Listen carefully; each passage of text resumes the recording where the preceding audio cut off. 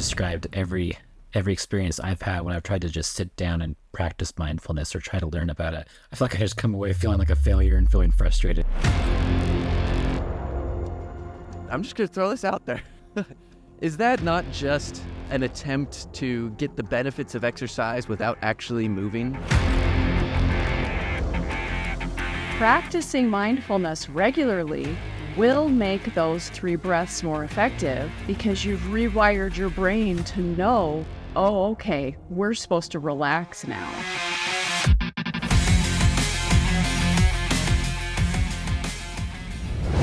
I kind of want to talk again, getting into the mindfulness aspect because, I've seen a lot of the literature. Mindfulness seems to help. And you kind of touched on this earlier, Cami, where some of the stuff we're talking about can, at least according to the literature, who knows if it's a placebo or whatnot, and how much that comes into play, can significantly impact short-term health outcomes like mental health. Obviously, weight and stuff would be in there, and those are more objectively known. But I kind of want to attack mindfulness a little bit here. Not because I don't think it works, but because we just talked about this example of David kind of getting both at the same time, mindfulness and meditation. And mindfulness, correct me if I'm wrong, in recent years seems to be like the hot thing. We have apps like Headspace and Calm, who I've done some research for, that are really taking advantage of that market. And it really exploded when the pandemic came about. But is that not, I'm just going to throw this out there, is that not just an attempt to get the benefits of exercise without actually moving? Because it's like, oh, I want to get like the same clear head that David gets from going on his runs, but I want to do it in my chair. You know what I mean? Like, I don't want to have to get up and move. So is there utility in trying to get people to create meditation habits, or are we just better off saying, get outside and go for a walk and you'll start meditating on your own automatically? Go for a run, you'll start meditating, go to the gym and like just clear your head, and that is meditation enough. So is meditation like still something we should promote? Or what are your thoughts? Am I crazy? You're not crazy. I 100% believe there's a place for mindfulness and meditation in our lives. If someone gave me both choices of getting out and going on a walk or sitting and practicing mindfulness for 10 minutes, I would say get out and go on a walk. Like, you're going to kill 2 birds with 1 stone. But mindfulness can be practiced throughout the day. If you're in a meeting and you're starting to get a little worked up or stressed about something, you can take 3 deep breaths and you are practicing mindfulness and no one even knows about it. Like, it's a way to calm your sympathetic nervous system, is to practice mindfulness, and it helps us refocus. If we look at like our fight or flight responses, our primitive brain, we go into our primitive brain when we feel any kind of stress or threat. It's part of the stress cycle. And then we're able to use less of our higher functioning thinking skills, our important parts of our brain that make the best decisions. We go into our primitive part of our brain and we become reactive. And so if we can practice mindfulness, regardless of the situation, we can make better decisions. So a lot of times people think, okay, I need to sit down, I need to close my eyes, I need to breathe for 10 minutes. And yes, that is a type of mindfulness. That's a type of meditation. But we can harness the benefits of mindfulness for 20 seconds, 30 seconds throughout our day. I, like David, like to do the whole mindfulness zone out during physical activity when I'm out in nature, because mindfulness is just about being able to be in the present moment. Right. And so if we can be in the present moment, we're going to use our wise mind, if I can quote Dr. Marsha Linehan with DBT, and use our rational and our emotional minds, put them together and make better decisions. So yeah, I'm not saying we should ever replace physical activity with mindfulness. They can coexist. I just think mindfulness is more useful in our conversations, when we're feeling a little stressed. And in terms of the stress cycle, physical activity is the number one intervention to break the stress cycle. Because if you look at fight or flight, if you go back to if you're being chased by a bear, you run away, and then the threat's over, and you used your body to get away from the threat. Well, most of the threats in our lives right now, the stress in our lives, we can't just get away from.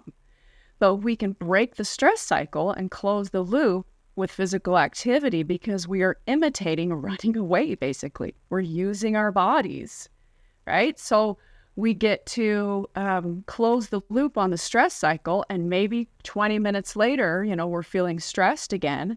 That's why little activity snacks can be really helpful throughout a stressful day. Is if you can't close the loop on the stress cycle, at least on a daily basis, it just builds up over time. And like I said, it's useful to use mindfulness and to use physical activity. And breathing is the second most effective way to break the stress cycle. But movement is the first. So I wanted to ask just a quick follow-up there for people who might not know some of the stuff you're talking about. Could you explain kind of in more detail, if you would, this parasympathetic versus sympathetic nervous system and the fight or flight response and what those are when it comes to stress, just so we make sure we all understand? Yeah, your sympathetic nervous system is it's your fight or flight system, and when it activates it like you've got epinephrine, cortisol, all these hormones that activate your body to get ready to fight or flight.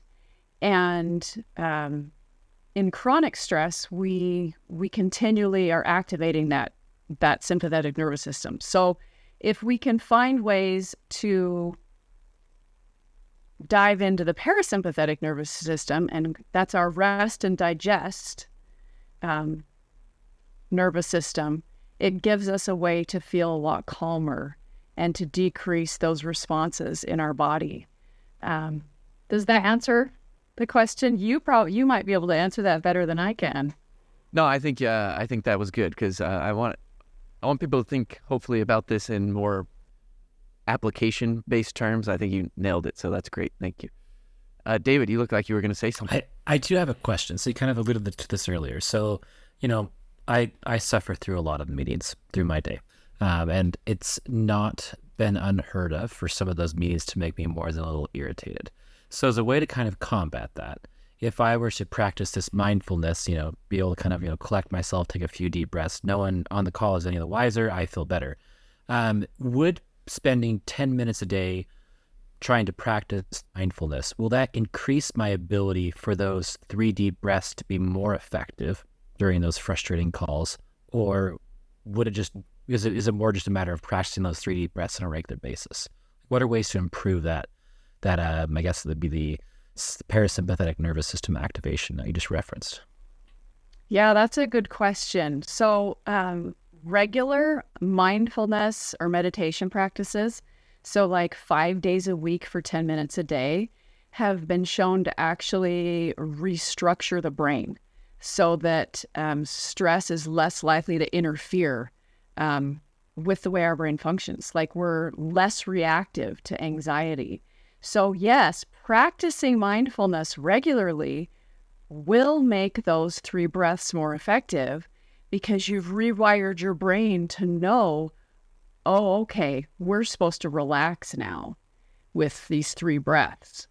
So yes, it's a great way to train your brain. I recently saw a study where they compared different types of breathing to see which type was most effective at reducing stress, and it was cyclic sighing is what it was called. So you inhale, you pause, and then you inhale again. So it's like 2 inhales. and then you exhale out your mouth. A long sigh. Yeah. So it's inhale, pause, inhale, and exhale, sigh. So, I and noticed that my kids do that when they're kind of calming down after crying. They'll often do a double inhale. Yeah, is that the same mechanism that's going on? Oh, I don't know. Maybe.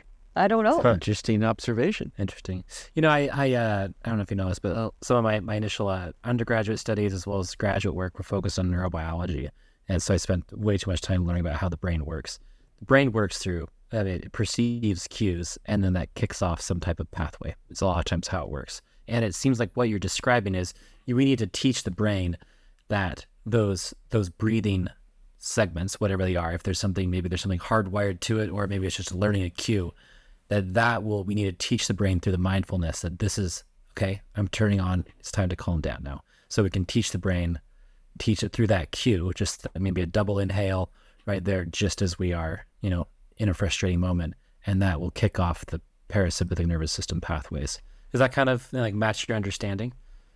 Yeah, 100%. We're just training our brain to know that when we do this certain behavior, we want this parasympathetic nervous system to kick in and calm us. Because when you start practicing mindfulness, it might take a while for people who are just starting to feel calm. They might not even feel calm the first time they practice for 10 minutes. It might be frustrating. And that's what's the important part of mindfulness, is just accepting the present for what it is. Okay, I'm frustrated. That's okay. This is my first time doing this. And being able to sit with any kind of emotions, feelings at that moment with non-judgment, because we are our worst critics. Like that internal critic in our heads, it can just go 100 miles an hour. And being able to sit with who we are and how we feel and without judgment, and then eventually be able to just think more on the side of calm and gratitude, and then those automatic positive feelings start to show up a little easier when we can practice any of this stuff and get better at it. Like if we practice thinking negatively, we're gonna think more negatively, especially since we have a huge negativity bias. Like it's just part of who we are, because it's part of that fight or flight thing too. We automatically see the dangers in our lives. So we have to shift our focus so that we can start to see the positives a little bit more. Yeah, I think you just described every experience I've had when I've tried to just sit down and practice mindfulness or try to learn about it. I feel like I just come away feeling like a failure and feeling frustrated. And so that's good to hear. It's kind of motivating me to try again. But I think I was also learning that like running, it takes time to see the benefits, and that you just need to accept that and just grit your teeth and get through it, those early periods before you start seeing any kind of benefit. Yeah. So that's beneficial for me to know. And I know I've been a little critical of mindfulness in this. I actually love it. I do it when I can. And I want to say, because the most important thing and kind of the theme of this episode, if you will, is you have to kind of just do what works and continue to build habits that can last a long time, and start where you can. And there's probably a large chunk of people who unfortunately aren't doing anything for their health, or people who are just doing mindfulness. But if you're not doing anything, mindfulness is a great place to start to slowly introduce more of these physical activities. You might get into mindfulness, you might enjoy it, and then maybe you start enjoying it while you're on a walk, so it can be kind of a gateway into even more healthy practices. I just wanted to bring that up for people who might feel that mindfulness is a waste of time. It's not, and it can lead to good things. I have noticed, though, and this is something I wanted to bring up that's kind of interesting. When I attend a mindfulness class, for example, or am doing mindfulness practice, I notice that the demographics of the people who are there, and I've also seen this in research too. When I was doing research with Calm, we had data from Calm, which is a popular mindfulness app. The large majority of people who participate in mindfulness are females. Why is that? Why is it that like there's never men there? Any thoughts? Yeah, I've noticed the same thing as well. I think maybe men think maybe it's a little woo-woo, maybe like yoga or, and once and there's different types of mindfulness, right? And so you can practice it differently. And maybe it's just that like they don't feel like it's going to benefit them or they don't want to take the time for it. I don't really know. I don't really know why there's more women than men. I think women are just more open to thinking and feeling emotions and maybe assessing them a little bit more. But I don't want to make any judgments on, how men feel about their emotions either. Yeah. Huh. David, do you have any thoughts? I don't know. I don't think about my emotions. So maybe that's just what the problem is. Yeah. It's funny because I think, again, like I think there's a lot of benefit to doing it, taking some time for mindfulness. And anecdotally speaking, to what we were talking about earlier, I do feel like it's helped me have the ability to breathe in relaxation when I need to. You know what I mean? Like you're just talking about, like I can kind of get into that mindset and relax myself a little bit. And just a lot of it comes down to some of the breathing exercises and stuff.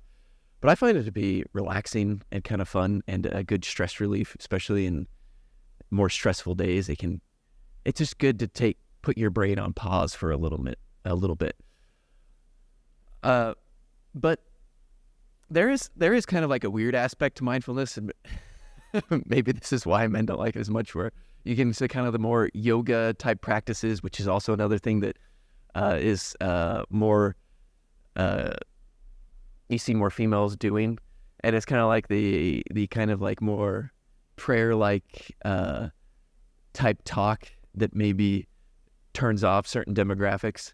And I kind of wish that mindfulness didn't get as much into that and was a little bit more focused on the health instead of this kind of a pseudo spirituality, if you will.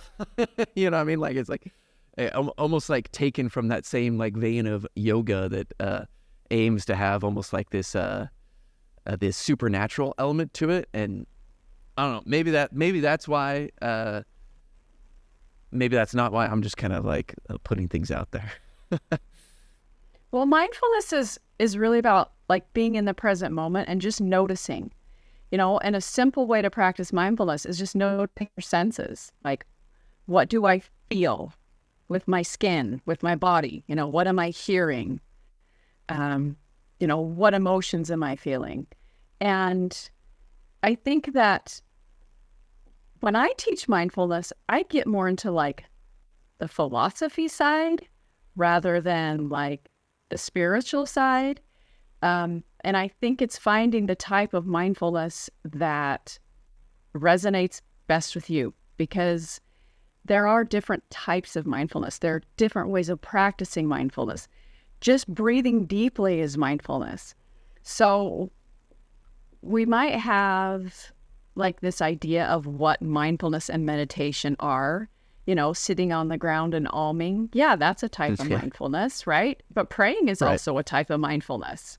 Right. There's lots of types of mindfulness. It's just being in the present moment and taking a step back from our thoughts, our feelings, our emotions, and being able to assess them in a way where we're not so tied to them, because we get so caught up in our own thoughts and feelings, and realizing that our thoughts and feelings aren't necessarily facts.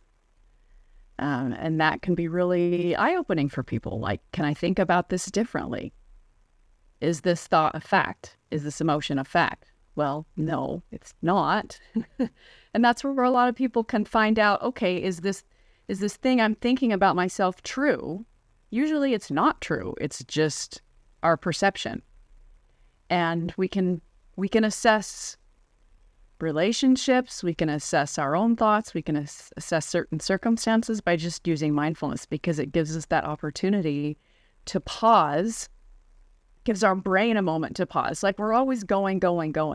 I think that's part of why it's hard to sit and do mindfulness or practice some kind of meditation. It's like, well, I'm not doing anything. Well, you're going to be a lot more focused once you're done not doing anything for 10 minutes. You'll be a lot more productive if you stop and don't do anything for 10 minutes. And I recently listened to a lecture. She's Dr. Jessica Payne. She's like a neuroscientist. She studies sleep. And she talked a lot about that, how sleep is so important and how naps can be so useful. But she talked about like nap proxies, like mindfulness or physical activity, and how we can recharge our batteries by using this sleep proxies throughout the day if we're not really a napper. Interesting. That's fascinating. Well, I feel like I could just sit and talk to you and learn from you all day, but we're coming up with the end of our time. And Rowan, I wonder if you'd agree if this is a good time to go into the 1 minute for 1% to kind of learn what the bite-sized takeaway is.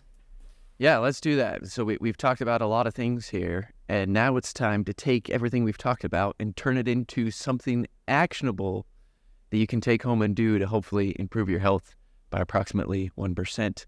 So, Cami, let's turn it over to you. This is 1 minute for 1%. Hey, my 1 minute for 1% is VILPA, Vigorous Intensity Lifestyle Physical Activity. VILPAs are 1 minute bursts of increased intensity activity that you just incorporate into your day. So a VILPA, for example, is you've got a bunch of grocery bags in your car and you've got to get them from your car into the house, and you've got about like 6 or 7 steps up, and you get all your grocery bags and you heave them because you don't want to have to make 2 trips. You heave them into your arms and you walk into the house and you are huffing and puffing by the time you get there. That's a VILPA. If you are going on a walk and you decide to just pick up the pace really good for about 1 minute, that's a VILPA. If you're mopping the floor and you've got a really dirty spot and you've got to really scrub it really hard for, 30 seconds or so, that's a VILPA. Anything that you can do that increases your activity intensity for a very short period of time. So 3 to 4 VILPAs per day can reduce the risk of premature death by about 40 to 50%. If you can get 11 VILPAs per day, it goes up to 50 to 65%. So that is my 1 minute for 1% suggestion. Excellent. It really is kind of ironic that when we take these little bouts of time to focus on some kind of physical movement or mindfulness, which we talked a lot about, it actually can make us more productive throughout our day. It's like taking time away makes you more productive. Doesn't seem to make sense, but it's true. And if anything, the time you get added onto your life will be worth the few minutes that you take every single day. You just have to make sure that you're taking those little segments throughout the day to take care of yourself, and then you'll live longer.